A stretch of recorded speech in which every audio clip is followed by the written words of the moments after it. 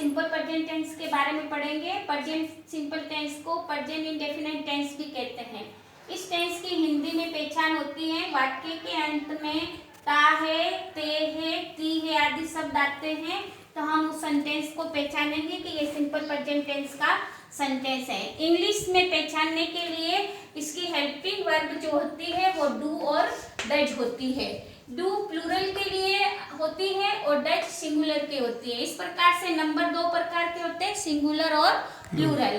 Singular के अंदर जो एक व्यक्ति एक वस्तु का बोध कराते हैं उसको सिंगुलर कहते हैं, और प्लूरल जो होती है उसमें एक दो व्यक्ति से अधिक व्यक्तियों का जो बोध कराता है वो प्लूरल नाउन होता है। इस प्रकार से मैंने आपको पहले बताया था कि सेंटेंस जो होते हैं वो 5 प्रकार के होते हैं। उसमें से जो पहला सेंटेंस होता है वो अफर्मेटिव या पॉजिटिव सेंटेंस उसको कहते हैं। तो उसका जो पैटर्न है हम इंग्लिश ट्रांसलेट करेंगे तो हमें ये पैटर्न ध्यान में रखना है। सबसे पहले हम सब्जेक्ट लेंगे, फिर वर्ब की फर्स्ट फॉर्म लेंगे, और फिर वर्ब की फर्स्ट फॉर्म के साथ में अगर सिंगुलर नाउन का अगर सेंटेंस है उसके अंदर नाउन जो है सब्जेक्ट जो है सिंगुलर है तो वर्ब के साथ में हम एस या ईएस लगाएंगे। फिर ऑब्जेक्ट लेंगे, अगर वाक्य के अंदर जगह प्लेस दे रखा है तो प्लेस लेंगे, और समय दे रखा है तो हम समय लेंगे। इस प्रकार से जैसे उदाहरण के तौर पे हम देखेंगे राम विद्यालय जाता है तो हम इसका इंग्लिश ट्रांसलेट करेंगे। तो सबसे पहले यहाँ पे ये देखेंगे, इस पहले सब्जेक्ट लेंगे राम, फिर वर्ब आ गई गो जाना, गो, फिर इसके साथ में राम एक सिंगुलर नाउन है इसके लिए इसके साथ में हम ईएस लगाया है, और उसके बाद में ऑब्जेक्ट आ गया गोज टू स्कूल। तो इसके इंग्लिश ट्रांसलेट बन गई कि राम गोज टू स्कूल। इस प्रकार नेगेटिव नकारात्मक वाक्य हम बनाएंगे तो उसका पैटर्न जो है वो इस प्रकार से हो जाएगा। पहले सब्जेक्ट लेंगे, फिर इसकी हेल्पिंग वर्ब यहाँ पे प्रकट हो जाएगी, और तो हम इसमें डू और डज आता है, और फिर नॉट लगाएंगे, फिर वर्ब की फर्स्ट फॉर्म आ जाएगी, और फिर ऑब्जेक्ट, फिर प्लेस, फिर टाइम आएगा। जैसे कि यहाँ पे नकारात्मक वाक्य हम इसी को बनाएंगे, जैसे राम विद्यालय नहीं जाता है तो हम इसकी इंग्लिश बनाएंगे तो राम, फिर राम सिंगुलर नाउन है इसलिए यहाँ पे डज आएगा, Ram does not go to school. तो यहाँ पे देखें अफर्मेटिव सेंटेंस के अंदर हमने वर्ब के साथ में एस या ईएस लगाया। क्यों लगाया है? क्योंकि यहाँ पे राम सिंगुलर नाउन है और सकारात्मक वाक्य है, इसलिए इसके अंदर जो हेल्पिंग वर्ब है डज जो है वो इसके अंदर छिपी हुई होती है। अगर यहाँ पे प्लूरल का सेंटेंस होता तो यहाँ पे जैसे वे स्कूल जाते हैं तो हो जाता दे गो टू स्कूल, तो उसके वर्ब की फर्स्ट फॉर्म के अंदर डू हेल्पिंग वर्ब जो है वो छिपी हुई रहती है। और यहाँ पे जो है राम विद्यालय नहीं जाता है तो यहाँ राम जो है सिंगुलर नाउन है, थर्ड पर्सन है, इसलिए यहाँ पे इसमें डज का प्रयोग हुआ है और इसका सेंटेंस बन गया Ram does not go to school. जब हम यहाँ पे जो हेल्पिंग वर्ब डज प्रकट हो जाती है तो वर्ब के साथ में एस या ईएस नहीं लगता है।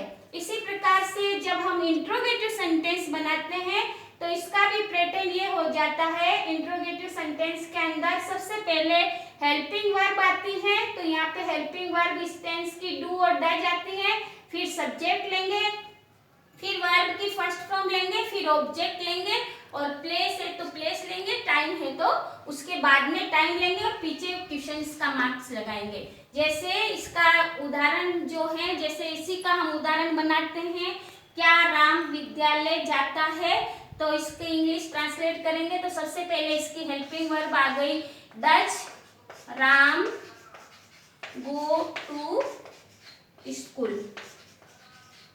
और पीछे क्वेश्चन मार्क्स लगाएंगे। ठीक है, इस प्रकार से यहाँ पे डज जो हेल्पिंग वर्ब है वो सबसे आगे आ जाती है।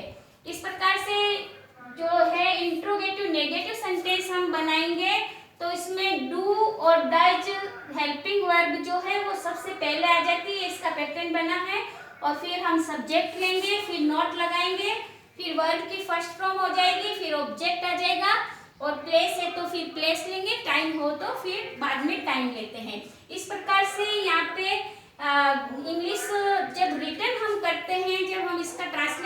जैसे क्या राम विद्यालय नहीं जाता है, तो इसकी इंग्लिश बन जाएगी does Ram not go to school. इसको क्वेश्चन हम मार्क्स रिटर्न करते हैं, जब रिटर्न करते हैं तो हम इस प्रकार से सेंटेंस को लिखते हैं। अगर हम इंग्लिश स्पीकिंग करते हैं तो इसको हम इस प्रकार से भी लिख सकते हैं, doesn't Ram not Ram go to school. तो इस प्रकार से भी हम लिख सकते हैं, तो दोनों प्रकार से ये वाक्य सही है। इस प्रकार से हम WH वर्ड्स बनाएंगे। तो WH वर्ड्स के अंदर सबसे पहले हम WH वर्ड्स लेंगे, फिर हेल्पिंग वर्ब आएगी, फिर सब्जेक्ट आएगा, फिर मेन वर्ब की फर्स्ट फॉर्म आएगी, प्लेस है उस वाक्य में तो प्लेस लेंगे, उसके बाद में टाइम लेंगे, फिर क्वेश्चन मार्क्स लगाएंगे। जैसे इस वाक्य में आ गया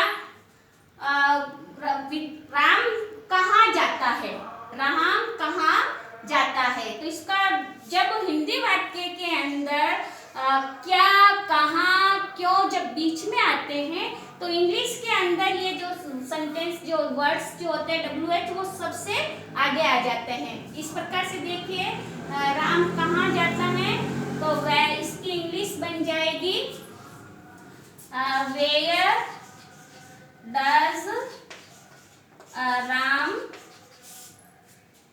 गो, राम कहाँ जाता है। इस प्रकार से इसका इंग्लिश ट्रांसलेट हो जाएगा। इस प्रकार से मैंने इस पहले वाक्य के सारे सेंटेंस मैंने आपको इंग्लिश ट्रांसलेट करके बताया है। अफर्मेटिव सेंटेंस बताया है, नेगेटिव सेंटेंस बताया है, इंट्रोगेटिव नेगेटिव सेंटेंस और WH वर्ड्स के ये जो पांचों वाक्य मैंने आपको बताए हैं। तो अब 2 नंबर से लेके आपको 10 नंबर तक के जो हिंदी में वाक्य दिए गए हैं वो आपको होमवर्क के अंदर प्रत्येक सेंटेंस के आपको 5-5 वाक्य बनाना है। Thank you.